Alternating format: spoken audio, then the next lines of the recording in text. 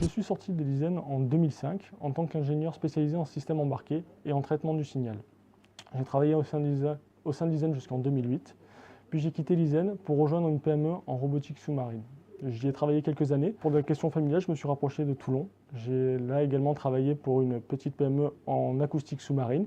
Enfin, j'ai travaillé dans une PME de système toujours embarqué, mais cette fois-ci en météorologie et en avionique. Malheureusement, j'ai connu quelques mois de chômage et puis j'ai finalement trouvé S2I avec qui je suis en partenariat depuis quelques années maintenant. S2I est en recherche de développeurs spécialisés en C++ Qt. J'avais besoin d'un changement dans ma vie professionnelle, donc j'ai sauté le pas. Alors j'ai apporté toutes mes connaissances en système embarqué chez S2I, dans leurs outils de simulation, et moi j'ai remonté le challenge pour me former sur leur technologie, à savoir le nouveau métier que je ne connaissais pas, les outils de simulation et les technologies en C++ et en Qt. Je suis toujours ingénieur développeur spécialisé dans les outils de simulation chez S2I, dans l'agence de Sifour. Je m'occupe essentiellement de développer ces outils-là, de former les nouveaux ingénieurs qui arrivent dans nos équipes et également de préparer l'avenir, donc en préparant les nouveaux outils que S2I va bientôt produire.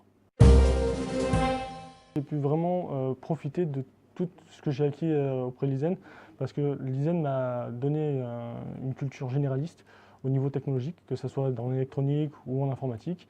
Et étant donné que j'ai changé complètement de métier et de technologie sur mon entrée à S2I, j'ai pu profiter de tous ces enseignements.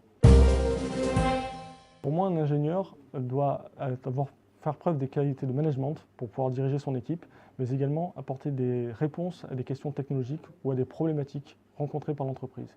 Et les qualités de l'ingénieur vont vraiment tourner aux alentours de ça. Donc ça va être des qualités humaines pour le management et pour la discussion, pour engager la discussion, mais également des qualités techniques et scientifiques pour pouvoir à la fois parcourir de nouvelles technologies pour faire avancer son entreprise et apporter des solutions à son client. Mon principal conseil, c'est de faire preuve d'ouverture d'esprit.